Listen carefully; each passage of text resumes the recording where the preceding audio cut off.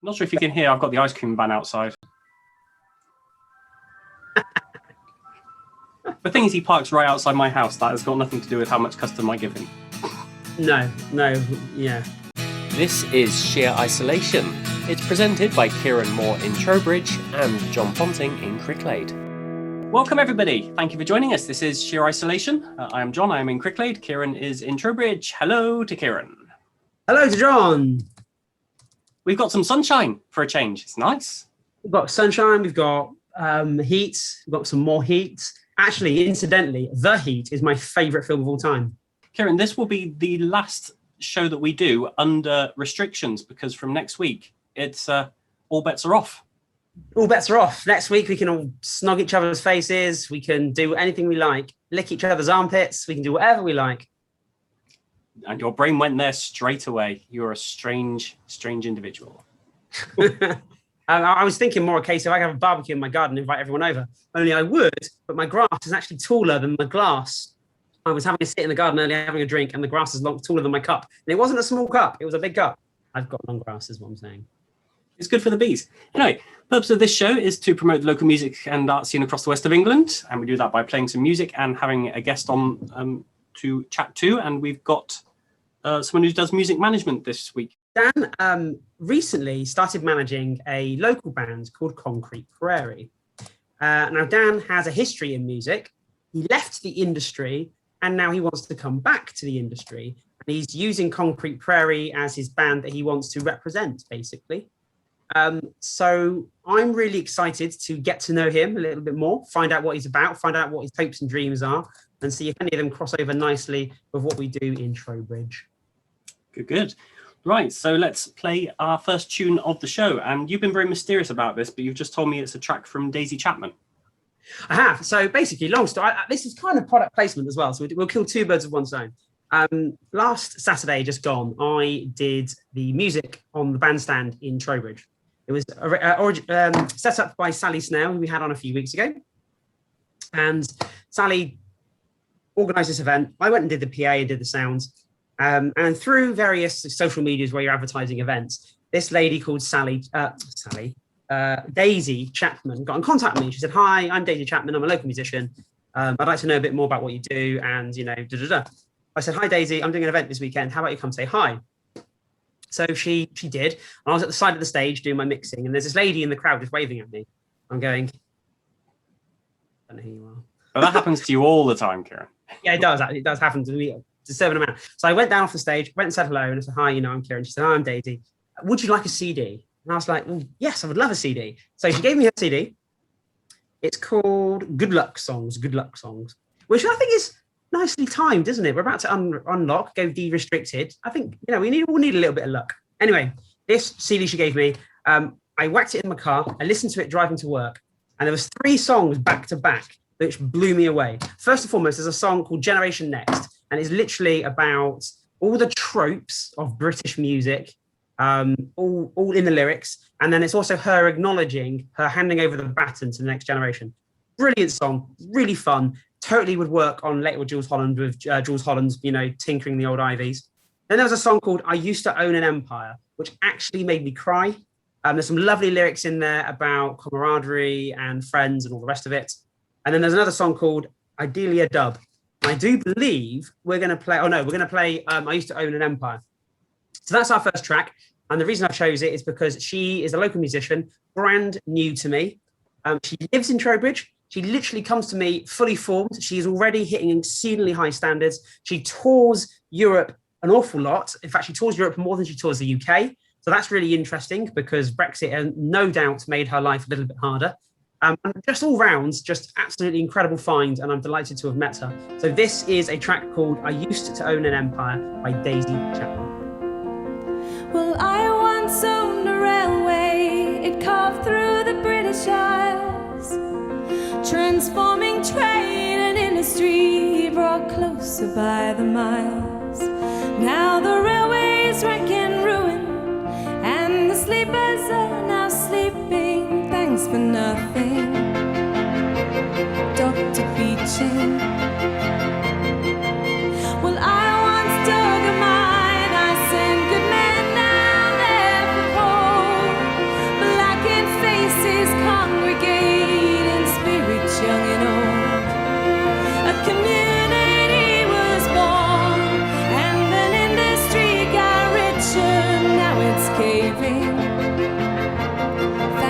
fracture to the detriment of some and the benefit of others. We stood tall, this merry band of brothers.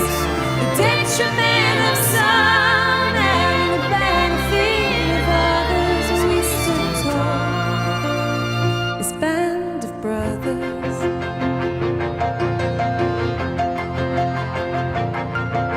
Well, I once owned a cafe.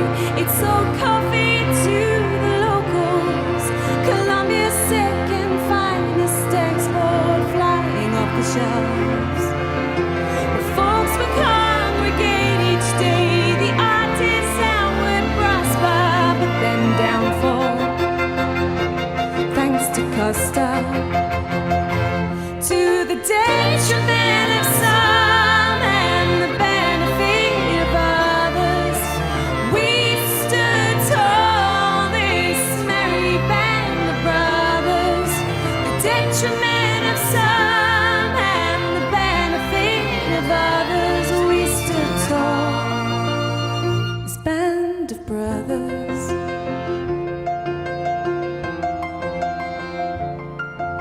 A country built on foreign soil, that's how the West was won. But Icarus, you've gone and flown too close to the sun, to the sun.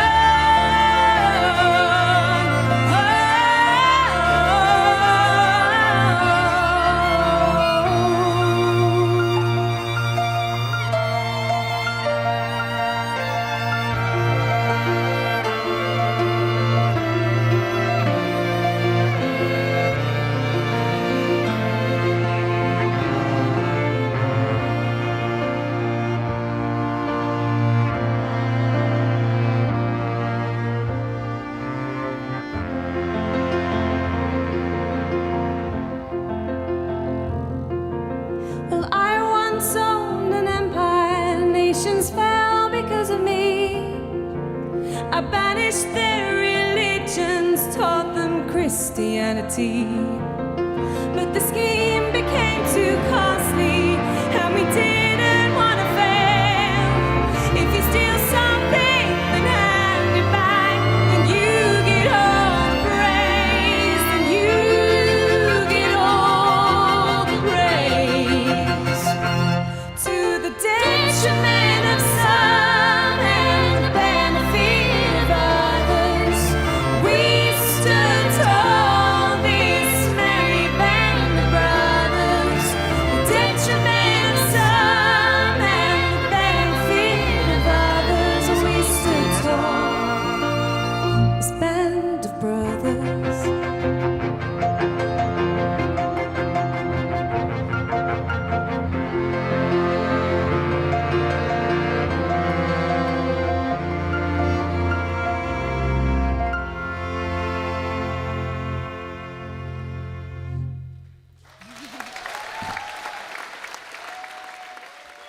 That song, I absolutely just loved it. I loved it. And actually, that version of the song is full of its own orchestra and singers and choirs and all sorts. The CD version is a full band, but it's not quite as dramatic as the version we've just played. But totally worth you checking out. Definitely, yeah. So that was Daisy Chapman, and she's joined in that video by that song by the American Songbird. So, yeah, It's just amazing to think that there's this local musician from Trowbridge who tours the world, tours Europe and America at least, and has all this ability and like, you know, status, and yet in the UK and in Trowbridge, no one knows her. Totally bizarre. Okay, so now it is time for us to hand over to this week's interview, and we are joined by a chap called Dan Greeves, who has just recently set up a business called Pegasus Music Management. As the name would suggest, he will be taking bands on and manage them, recording them, promoting them, pushing their CDs out there, getting them on tours, doing all that stuff. He is starting with one particular band, a Bristol-based group called Concrete Prairie. And he is just about to put them into the studio, record some tracks. But we talked to him just about why he's chosen now. He has historically worked in the music industry and in radio and this area. He stepped away from it about 20 years ago. And so we thought we'd start by asking him just to take us back there and then just why he's coming back into the industry at this time. To give you a bit of potted history back as far as 1990, I worked at the BBC. My father historically had been at the BBC for a lot of years, and I worked alongside him then for a period at Radio 1 on the production side of things. I was then totally by fluke in 92, 93, I was offered the opportunity to work with an independent label and ended up tour managing several pop bands, and then subsequently approached by major labels like BMG, RCA, and others to work on tour management for them, and worked with Natalie Imbruglia, who's obviously just released a new album, 911, Robin, a number of artists. But like I said, at the time, it was a different world and landscape than it is now for artists. Yeah. So why did you give it up? Or was it a question of wrong place, wrong Personal time? reasons, probably on the basis that my father had been in the industry for 25 years. I was always referred to as his son rather than me. I've always had an engineering inkling. So I went away and did something completely different, invented things, which led to where we are today. I understand you came up with quite a bizarre invention, which I'm intrigued to hear more about. Yeah, it couldn't be further afield from the music industry if we tried, really. So back in 2017, I designed, invented and patented the world's first toilet that goes inside an offshore wind turbine. Oh. So it'd never been done before, and I'd worked in that industry for the last 10 years. Saw the opportunity and took a punt at it. Subsequently, just sold to one of the world's largest companies. Wow! 16 weeks ago. Is this for people who are building the turbines, or the maintenance staff, both, or passing boats, during construction and during operations and maintenance? Yeah. Wow, bloody hell! Who knew that we even needed such a thing? And yet there we are. Exactly. Well done you for thinking outside the box. Well, it raises so many questions, doesn't it? Doesn't it ever? you kind of sold that on, and now you're re-entering the music industry, and you're starting with a band. I'm assuming this first band is just part of what's going to be a much bigger picture. Yeah, so I started Pegasus Music Management on the basis that I could just see artists struggling. It's not that it's a bottomless pit. The talent has to be there, the drive, the story. So with as I said about Concrete Prairie, there's a story to tell there. When you listen to tracks of theirs like Time to Kill, the first thing someone in the film industry said to me is, that sounds like a Peaky Blinders soundtrack. And also the sound is so different. So that's the same with our plan going forward, is to find artists who have that ability and have the story, have the sound, and then we can use the historic contacts I have and people I know and people they know to try and see if there is a way in which the industry can help the artist at that stage. We hear lots about the challenges around artist remuneration and streaming and everything else.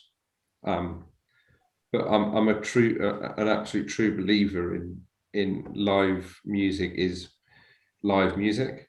I'm not poo-pooing modern pop and all that. I'm not getting into that argument. What I'm trying to say is, in England or the UK, we have a absolutely massive ocean of artists that often when you hear the sound, I hear it and I think, my God, that guy is what, or that girl is, why are they not doing more?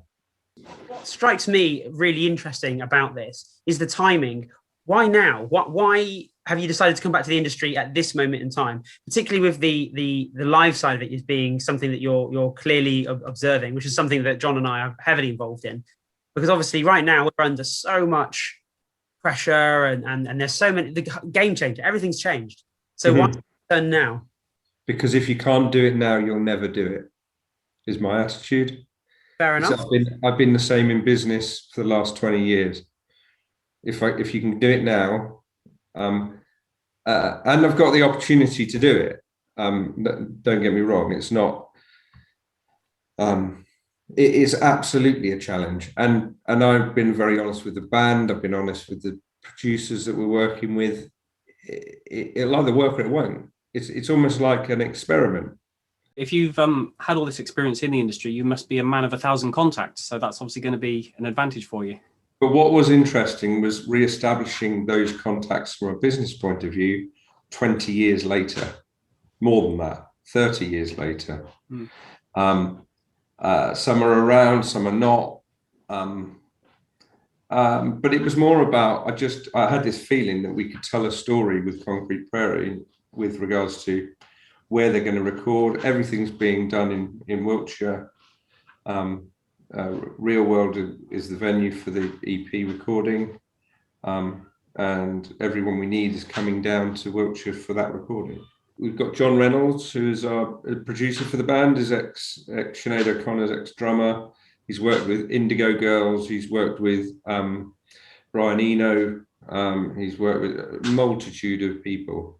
What John's doing is working with the band a lot at the moment on vocals. So the band members go down to London to John's studio, work on what we're trying to do is we've got the organic sound.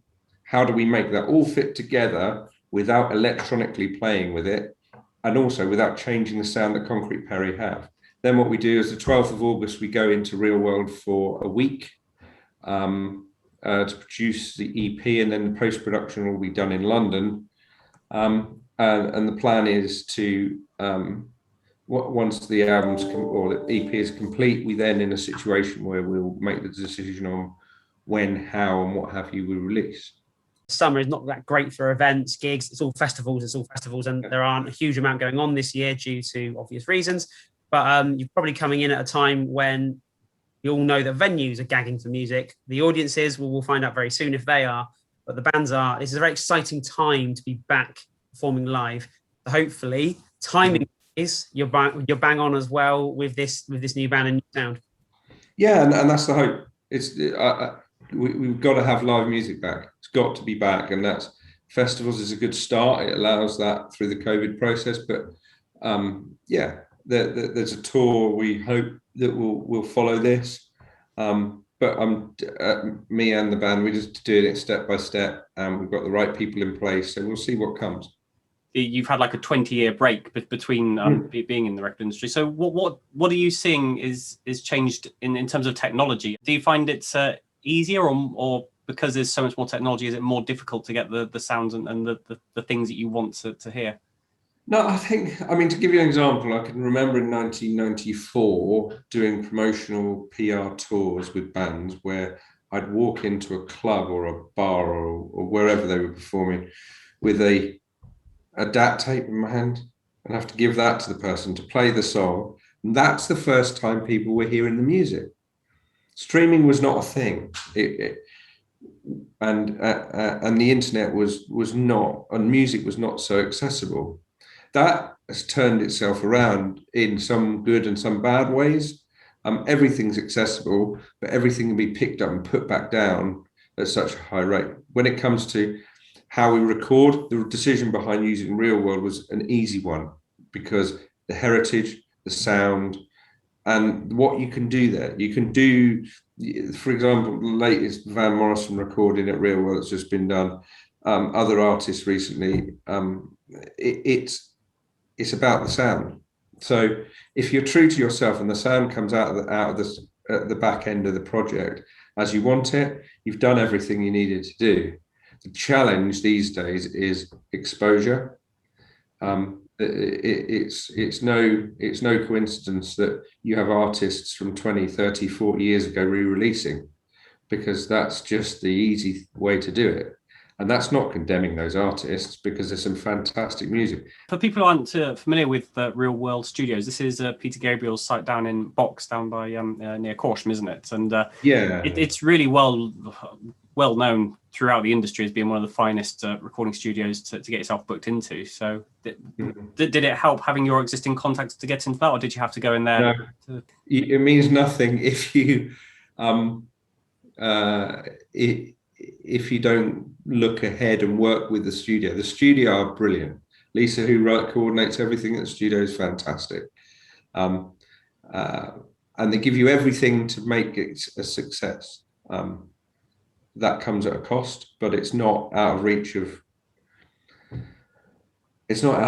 everybody. It's and also that's why we're trying to be the vehicle to help artists do this.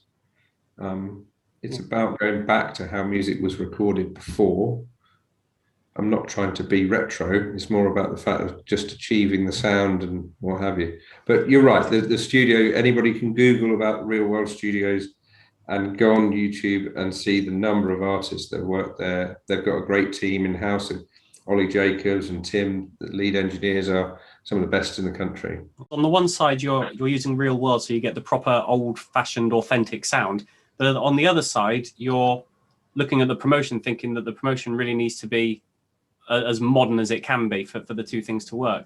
Because it doesn't matter what you do in the music industry these days, there's to make that step commercially, and I hate using the phrase commercial, but that's at the end of the day, as a business, that's what you're looking to do. To do that, social media presence, exposure, big labels have people plugging social media permanently, just sat behind desks doing it for artists. That's not so easy when it's a little old us, but I'm a great believer in, if you get out there, have a story, tell the story on stage, it'll come. Are you kind of looking out for other bands to start getting onto your books? If people want to get in touch with you, can they? Yeah, if they want to get in touch, they can email us at Pegasus Music Management, and management is mgmt@gmail.com. And are you open to any kind of style? Yeah, generally traditional, folk, acoustic, blues, Americana, bluegrass, that sort of area. Only because that's what we know here. We've got a team of us that work within Pegasus. That's our specialism.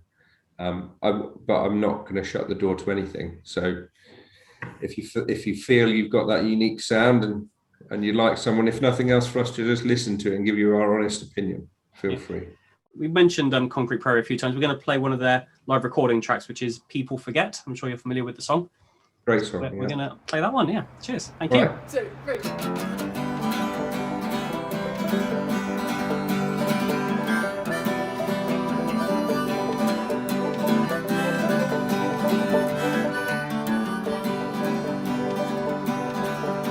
Dressed your wounds, nursed your scars, I've seen you shiver and shake. And there's been times I'd sit beside and pray that you would wait. No, I don't know how much more this I'll take. And I knew that you would fall into the cracks of the alcohol and selling out your soul. Well, you really needed you close.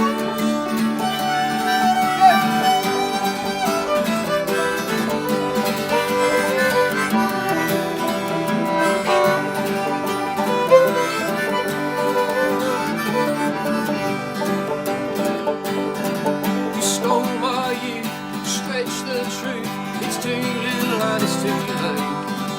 The very least you could do is stand by your mistakes. No, I don't know how much more this I'll take. No, I don't know how much more this you'll take. And I knew that you would fall into the cracks when the sun went down and your inhibitions drowned in the lost of the lonesome road. And I found the crowd and hit the ground like rain. Oh, the alcohol and set out your soul. Where were you when we needed you close?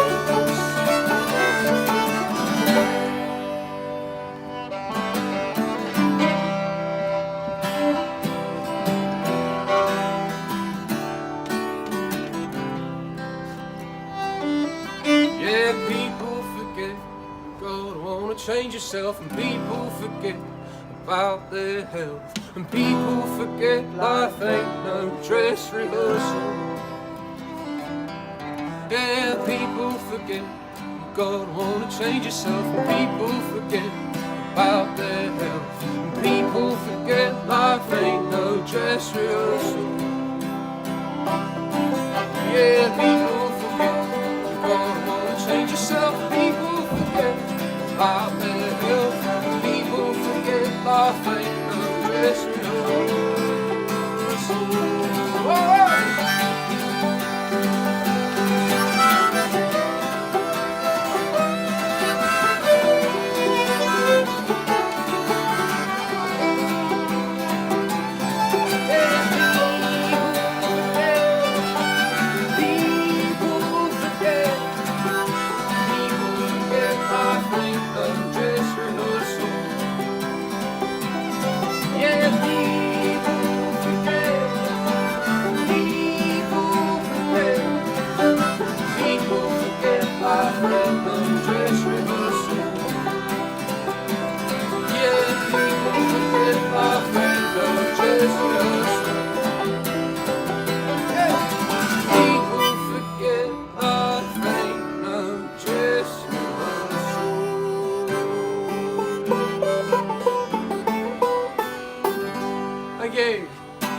So that track is called People Forget. It's by Concrete Prairie. We played 2 live tunes this evening, Kieran. Today. I say this evening because we record it in the evening. But you never know who's listening to it, what time they're listening to it. It could be listening anytime. On today's show, we played 2 live tracks, John. We have, yeah. And that one was recorded on a rooftop in the middle of Bristol, for those who... It certainly was. It certainly was. That was a fantastic band. I absolutely love them. They are coming of age, I think. They're just getting to that point where they're going to really start becoming excellent. They're just about to hit the studio. I've got a lot of hope for this band. We'll see where it all goes, but do keep an eye on them because they are due to play the Trowbridge Beer Festival in August, and they should be recording at Real World, and they should be playing another gig in Boxstein Brewery in Holt. So we'll see. Lots going on. There is always lots going on. No matter what you're doing, there is always lots going on in Kieran's world. Let's move on to some news then, shall we? Now, as I mentioned, this is the last Sheer Isolation podcast while we are under restrictions as of next week, or even by the time you hear this. We will have passed the point where restrictions are no longer legally enforced. Kieran, what does that mean for you as a music promoter? It's really interesting. I've seen some really interesting conversations between friends and punters and organisers and promoters. So Mark David, who heads up the Music Venue Trust, he's put a whole bunch of shows on sale and they've all sold out. So the appetite for live music very much is there. People want to go out. You know, there is no special restrictions on his shows. He has opened them up to you being sensible. However, I'm seeing, particularly over here, this way, not necessarily resistance, but certainly uncertainty about what people want to do, whether it be go to gigs at all or go to events at all. For me, certainly, it's going to be a slow return to events rather than bang, you know, everything's full. So we'll see. But for me, it just means events can go ahead again. It's really exciting. On Monday, there is a massive gig happening at Comedia. There's loads of bands playing, including Mika's, including the Biker Grove fan club, including Bite the Buffalo and others. It's an amazing lineup. It's completely free entry. It's the Unlockdown gig. I would be going, but unfortunately I'm working. Ooh. Cool. Hello, Kat. Hi, Donny. This is Donny. I like it when your cat makes an appearance. Brightens up my day. Well, I didn't encourage him to. He just came and sat on me. If you could hear him right now, his little motor is going. Aww. Mine is sat outside because it's sunny, and when it suns, she doesn't come in. She just sits there all day. But then she's retired from cat duties, so that's her retirement. Oh, okay. Retirement. In the news, I did see that nightclubs are being recommended to check that people have either been double jabbed or have got some kind of COVID pass on them, which is kind of a bit of a political U-turn, isn't it, from what they've previously been said about they don't want to have COVID passports. Yeah, I'm very adamant against passports, saying it's a really bad idea. It's going to be a barrier between people going and doing stuff. And I know there is obviously a risk if you're not jabbed, etc. But like, it's just a real sticky wicket. It's horrible. There's probably more mileage in this story. We'll find out what happens when it actually happens, i.e. next week. Almost certainly going to be some stories where people have been refused entry or turned away, and it's all kicked off in the news. So this is by far the end of it, John, but it's certainly the beginning of the end.